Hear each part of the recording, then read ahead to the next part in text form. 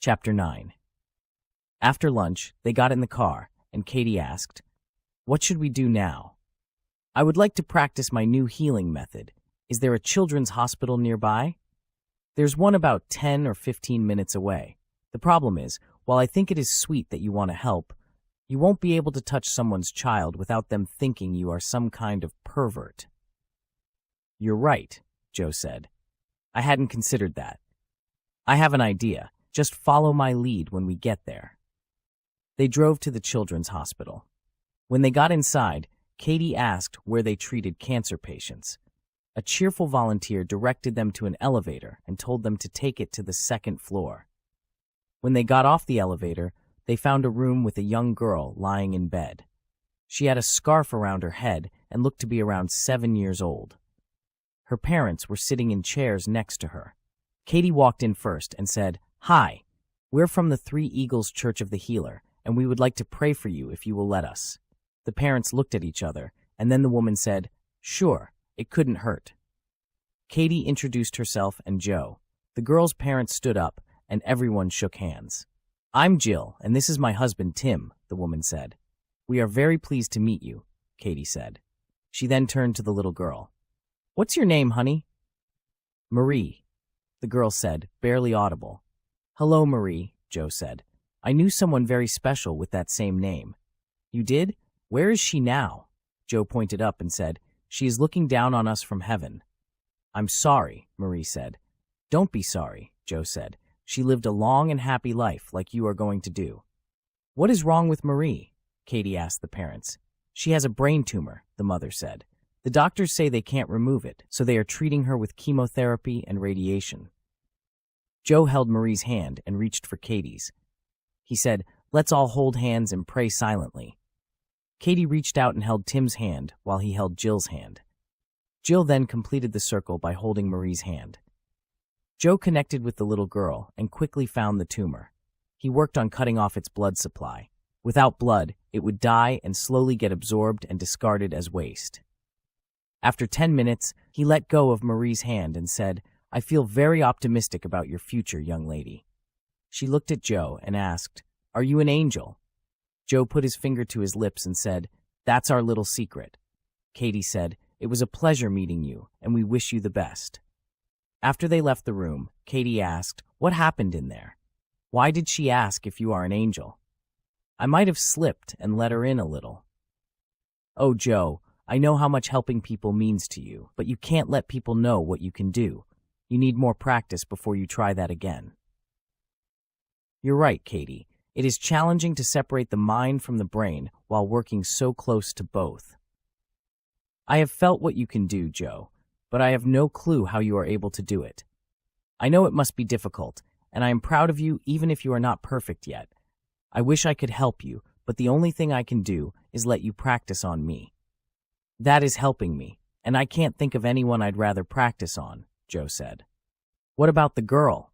Katie asked. "Will she be okay?"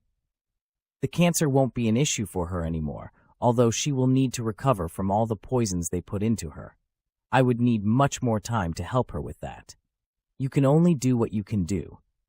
At least that little girl will have a chance at a long life now." "Yes, I feel good about that." Katie grabbed Joe's hand and squeezed. "Me too," she said. "I'm glad we came here." When they returned to the car, Katie checked her phone and saw an email from Billy. She opened it and said, "Billy sent information on those people who were in Holly's room." "I guess we'll be spending some time talking to them tomorrow," Joe said. "What time is Virginia's funeral?" "It's at 10 o'clock. We should have plenty of time in the afternoon." "What about clothes? I was just wondering what we are going to wear." "Oh, shoot. I didn't think about that. We didn't bring anything appropriate for a funeral." "I guess we need to find a store that sells funeral clothes," Joe said. "Funeral clothes? Really? I'm pretty sure nobody calls it that." "I do. I have 2 suits. One I wear to weddings, and the other I wear to funerals, and I've worn the funeral suit too many times these last 25 years. If you have a 25-year-old suit, I think it's a good time to shop for a new one. I'm surprised it still fits you." "Really? Do you think I've gained weight?" "I guess that was a stupid thing to say. I forgot that you are always perfect. I'm far from perfect. If you are envious that I can maintain a good weight, you needn't be, because I can help you with that, even though it has never been necessary for me to do so. I know you can, Joe. I'm not envious. It's just natural to outgrow your clothes, even as an adult. I guess I'm so comfortable with you now that I forget you are different.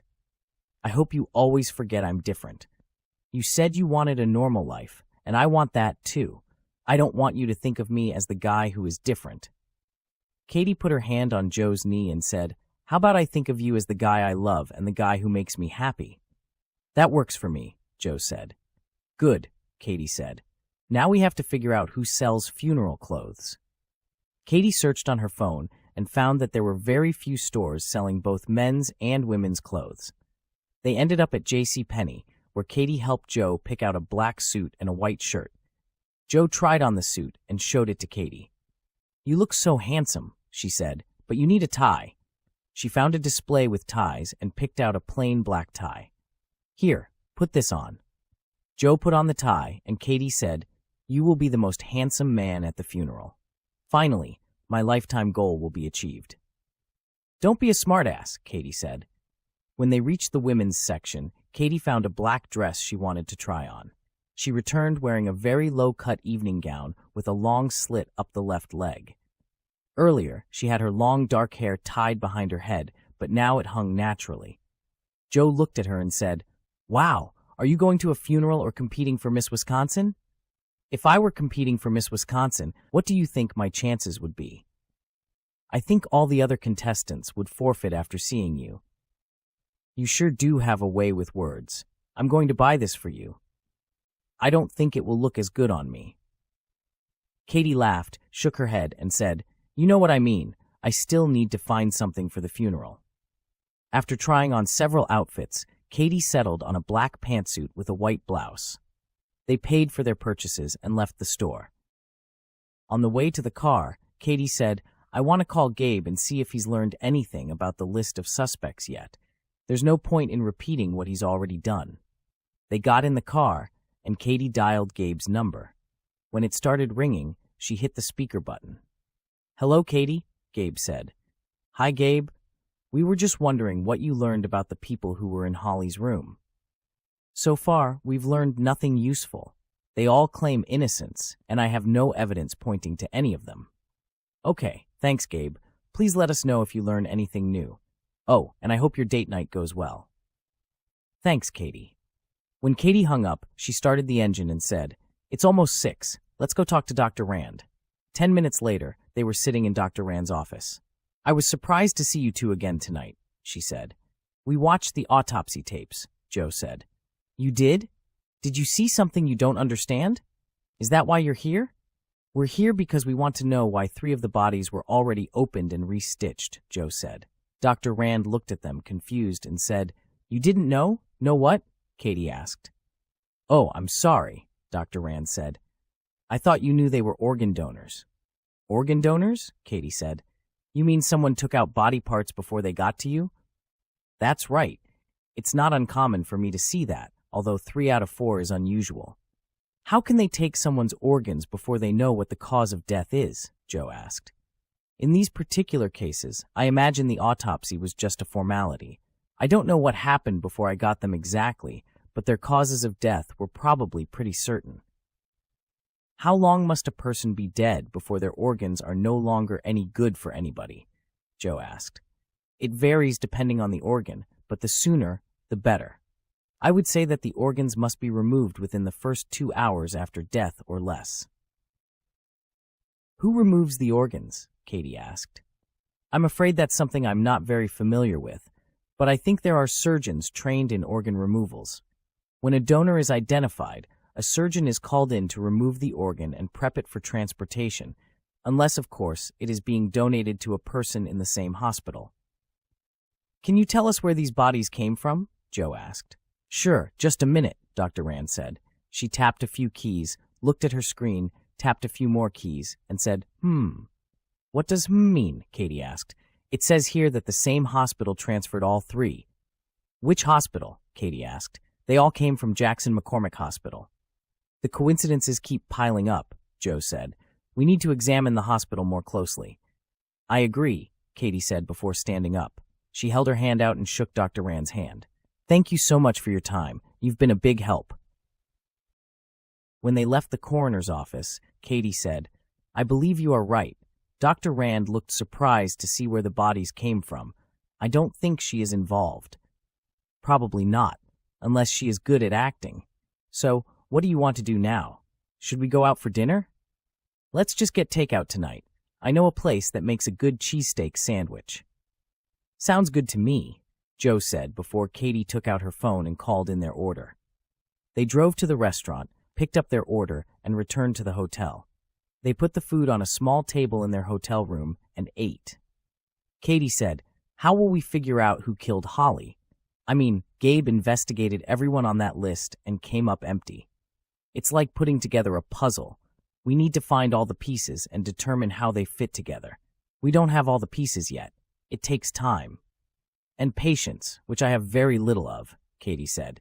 Some investigations take years. We've only been at this for 3 days. We need to get moving then, because I'm not spending years on this case. We can go home anytime you want to, Katie. I know, but I want to do this for Ashley. Do you want to do this for Ashley or for yourself? Katie sighed. I mostly want to do it for Ashley, but I will admit that I also enjoy the challenge. I like that about you, Joe said. I like that you are not content to accept things the way they are. It is that spunk I was talking about. I think we need to come up with a better word than spunk. How about awesomeness? Joe laughed and said, Okay, awesomeness it is. After eating, they sat on the bed together, and Katie opened her laptop. She checked her email and found what Billy sent her. Okay, the first name on the list is Dr. Quincy Hoffman. Quincy? Who names their kid Quincy? Who names their kid Joseph? Good point. Anyway, he's an emergency room physician. He's 35 years old and has been with the hospital for 8 years. He has a wife and 2 children and lives in the Fox Point area. Where's that? Joe asked. It's a bit north of here, near the lake. Needless to say, it is where a doctor might live. What about the others? There's Brennan Robertson, a nurse. A male nurse? Yes, Joe. There are male nurses now. This isn't 1940. I know that. It proves that men can do anything women can do. Katie looked at Joe, shook her head and said, Can I get back to the list, or do you have more smart-ass comments you want to make? Carry on, Joe said. As I was saying, Brennan Robertson started working at Jackson McCormick Hospital around the same time Holly started. In fact, they went to nursing school together. Oh, so they were probably friends, Joe said. Maybe, but they might have also been competitors. What else does it say about him? Well, he's 33 years old and has never been married. He lives not far from the hospital. Okay, who's next? Next is Dr. Adam Mex, the hospital administrator. He is 52 years old, married, and has 3 children, all over 18. He's somebody we need to talk to, Joe said. We need to talk to all of them, but not tonight. Katie closed her laptop and set it on the nightstand. She turned off her light and leaned over to kiss Joe. He kissed her back and said, I thought you were in a hurry to solve this case. Katie climbed on top of Joe, kissed him again, and said, I'm in a hurry for something much better than this case. Last Rites continues on the next video. For more information on this book and others by this author, please visit charleshuss.com.